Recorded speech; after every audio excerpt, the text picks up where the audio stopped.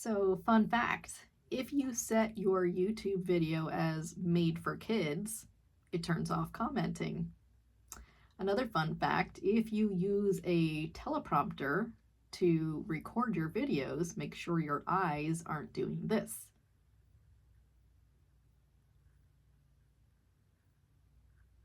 It makes it very obvious that you're using a teleprompter.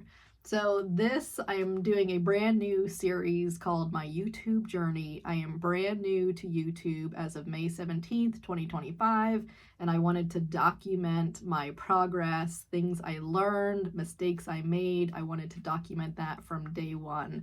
So my name is Susan Larimer. This is my channel, Blue Collar Direct Sales. I'm not promising you're going to make millions or own a yacht, but this channel is for the everyday direct seller working their business and a business that they're really proud of. So this series that I'm starting, this is episode 1 of my YouTube journey. So we're going to dive in. This is everything that I learned in the last 2-ish weeks. Okay, so some of the YouTubers I have been learning from and following. Rob the Maritimer. Rob, if you're watching, I think you're fantastic. Very relatable, very easy to listen to, very encouraging. Another one is Alexa Serenoja. I hope I'm saying that right. I kept looking for her pronunciation. Alexa is one that got monetized very quickly. I think it was like 10 weeks. She's very easy to listen to, very relatable. So I've been listening and learning from her. Also, Think Media, Nick Nimmin, those people who they are seasoned podcasters. I love listening to them. Sean Cannell, and just learning from all of them. So I have enjoyed consuming YouTube as much as I am and enjoying producing it now. So I currently have 8 videos on my YouTube channel. Actually, I think I have 9 now. I think this might be number 10. So like I said, brand new. The videos, I have 3 full-length videos and then 3 shorts. So the full-length videos, getting like, I don't know, 39-ish views. And then the shorts are getting like, I don't know, one has 11, one has 1.1K. So I'm like, well, where did that come from? So I'm learning along the way. But I'm going to talk about some of the tools that I'm using to record and edit the content also. But what I'm learning is that I'm loving the whole process.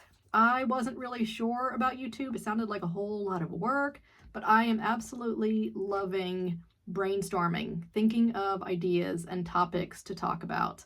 I am loving the research mode of it. Learning something new and implementing it is so rewarding to me.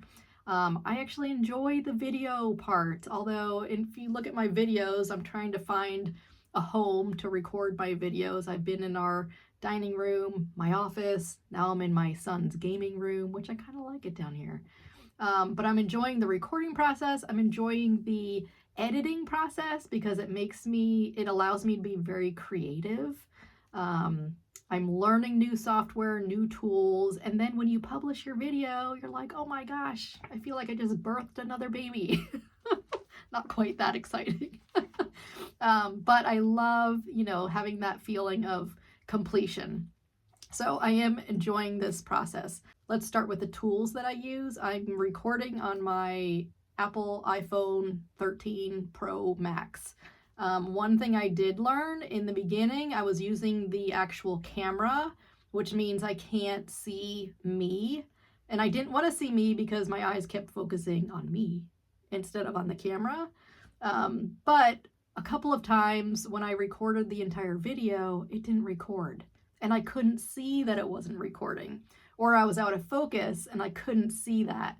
So what I do now, and I think Alexa shared that she does this too, I am using the selfie camera, and they say it's not quite as high quality, but it's okay. It's okay for me. And I can see if the recording stops, I can see that I need to start over again. So I'm using my iPhone to record all of the audio and video.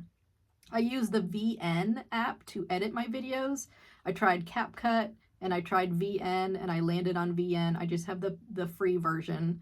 I think I have the free version. But it's very user friendly. I am enjoying that. One thing, this is probably my big investment, is the Opus Clip Pro. And it was a hefty purchase, and I'm kind of like, well, was I ready for that? Should I have done that? But the commercials, the advertisement sucked me in, and I'm like, I need this in my life. So the Opus Clip Pro, what it does is you upload your video into it, and then it will give you clips. It'll give you shorts with captions. You can add B-roll. It is pretty cool. I'm really still trying to figure it out. There is a learning curve, and I'm still trying to figure things out, but I have had a lot of fun with that and producing those short videos, which, you know, some people watch all shorts and some people watch all long form content, long videos. So I just wanted to meet everybody where they are. So Opus Clip, Canva I use for my thumbnails. Canva, I've been using that for years.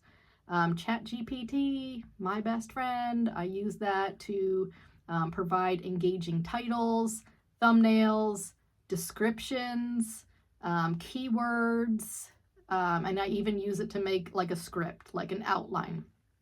ChatGPT is amazing. I use Trello to manage my content. I love Trello because it's a visual. I'm a very visual person. So I have like all of my ideas and brainstorming and topics on one side. Then when it becomes a, like I'm ready to script it, it moves into the script column. And then it goes into the record that video column. And then it goes into edit, and so on and so on. So I love having the visual because I can see the entire video go from an idea to the very end. It's a published video, and I put the link in there. So I love Trello. So what I learned a lot. Oh my gosh, I learned so much. First of all, what I mentioned in the beginning, don't make your videos made for kids. I forget who told me to do that, but I'm like, sure, mine's made for kids. Like, I don't use any foul language. I don't have any inappropriate content. So yes, it's made for kids. Well, guess what? If you say it's made for kids, it turns off commenting because it's protecting kids. Well, because I'm like, why am I not getting any comments? Like, not even from my friends? What is the deal? I was getting a little sad. And then I realized, I turned off commenting. So make sure when you're doing your video, don't make it made for kids, unless it is specifically for kids. But it will turn off commenting. What else? Sometimes I would get into the process of, you know, recording the video multiple times. And then when I was editing it, I wanted it to look a certain way. And I would get stuck on the idea I had in my head, the vision I had in my head of what this video should look like with B-roll and intro and outro and all the music and everything. And I was getting stuck. And I had to accept that I am at the very beginning of this journey. I'm not ready to be professional, perfect, out there. I mean, I'm ready to be out there, but I'm not ready. I'm not professional and perfect. And I had to accept that so that I would publish my videos. So I think the sooner you get over that, that feeling that it has to be perfect, I think the sooner that you will start to enjoy the process. And I look forward in a year or two when I'm consistent with this publishing videos and I look back at my first videos, I'm going to be like, oh my gosh, what was she thinking? But I have to remember that's where I was, and I don't have all the answers, and I don't know how to use all the tools, but every video should get a little bit better. So that was something that I had to realize. Another thing I realized, there were two theories on creating your description. So I think it was Think Media with Sean Cannell. I think it was him that said, or maybe it was Nick Nimmin. I watched Nick Nimmin too. One of them said they write the title, the thumbnail, and the description before they record the video because they want to stay within the parameters of that description. So that's one way. And I did that for the first couple of videos. but I felt like I touched on things during the video that maybe weren't in the description. So then I think it was Alexa, she said she does the whole video and then she copies the entire transcript, puts it into a software, a program, and says, okay, here's the transcript, give me a description based on the transcript. And that, once I started doing it that way, that felt so much better because I'm pretty good at staying on topic. And I wanted to make sure that the description really did fit what I was saying in the video. And the only way for me to do that is to take what was in the video and turn it into a description. So 2 different ways of thinking, no wrong way. That's what I love about YouTube. You can do it your way. You do whatever feels best. But I did find that it was easier to do the video, take the transcription, put it into ChatGPT and say, okay, give me a keyword-rich description for this video. And I love how that works. I also learned, like I said in the beginning, not to use a teleprompter. I downloaded a free teleprompter app onto my phone and I went back and looked at the video and this was me. And I would like lose my place and then it would go too fast. And then I was like, I don't know where I am, and I just couldn't use it. So it was awkward. It was not natural at all. So I am much better just having an outline and then saying what I want to say. What else? So stats and numbers. This is what I want to track also. Rob the Maritimer had a great free YouTube tracker. He had it in, I think it was in Excel and in Google Docs or whatever the equivalent is. So I have been using that. So thank you, Rob, for that. And it's just a way to track subscribers, views, watch time, just so you can see how you grow. So I am doing that, well, June 1st. I'll do it for my first month in May, which is kind of a half month. But so far, since I started, I got 8 new subscribers. This is another thing too, and you know, if you're a seasoned YouTuber, let me know if I made a mistake. But I took a channel that I had started back, I think in like 2017. And I started the channel just to kind of play around and see what it was all about. I have a couple of videos on there about the company that I'm working with, the direct sales company I'm with. But they have some views, but I didn't do anything with it. I wasn't serious about it. I was just playing around. So now when I'm like, okay, I'm ready to go on YouTube. I'm encouraged. I'm ready to do this, put a lot of time and effort into it. I used the same channel. So I'm wondering if I should have started a whole new channel or if it was okay to use the current channel. Now, I only had like 20-ish subscribers. They were probably my friends, probably my mom, my sister. But I'm wondering if that hurt me. I changed the name, the description, all of that. But just curious if I should have started a whole new YouTube channel or if it's okay that I just rebranded my old channel. So I don't know. Let me know in the comments if you have any opinion on that. Okay, so I did get 8 new subscribers since May 17th. Woo woo! A lot of them, well, I shouldn't say that. Some of them are friends from my direct sales world, but some of them are brand new who found me on YouTube. So I'm encouraged by that. My video views, usually the full length have about 30-ish views. But one of my shorts has 1.1K views. I was like, oh my gosh, I just saw that yesterday. I was just looking at my analytics and I'm like, wow, where did that come from? So kind of fun. My watch time hours is 6.1. So people are watching like a minute or 2. I know they're not staying for the full length, but some of you will. And then what I wanted to do in the very beginning, and I think this was a good idea. I'm kind of patting myself on the back for thinking of this. I already have my email marketing set up. So what I wanted to do from day one in my YouTube journey is to have links and freebies to direct people to my website and to capture email addresses. So if I have a freebie, I'll mention it in the video. It's also in my YouTube channel description, a link. When they click on that, fill out a form, they give me their name, email address in exchange for the freebie that I'm offering. So I'm glad I set that up ahead of time, because those emails, those freebies, are actually set up to an email automation.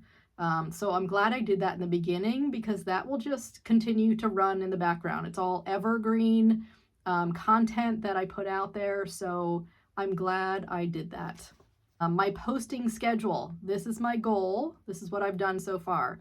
3 videos every week.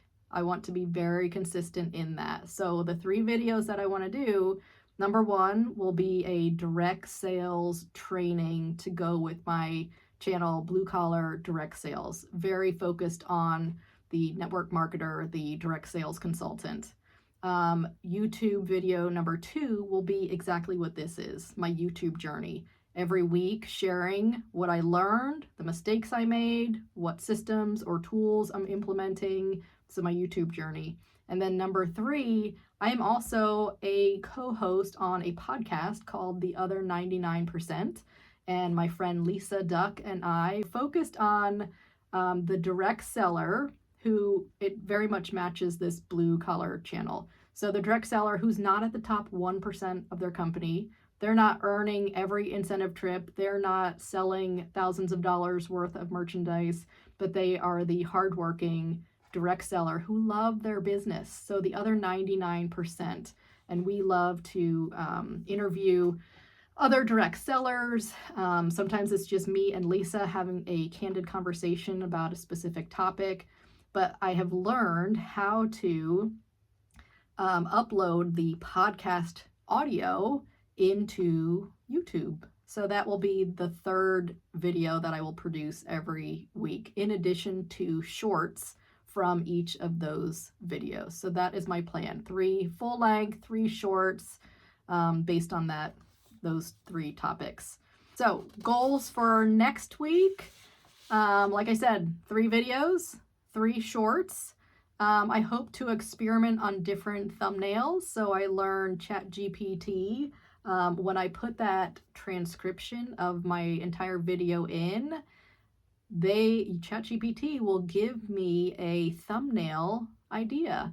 So if you look at my one video where it's me with a very sad face and there's a computer and it says access denied, that was an idea from ChatGPT.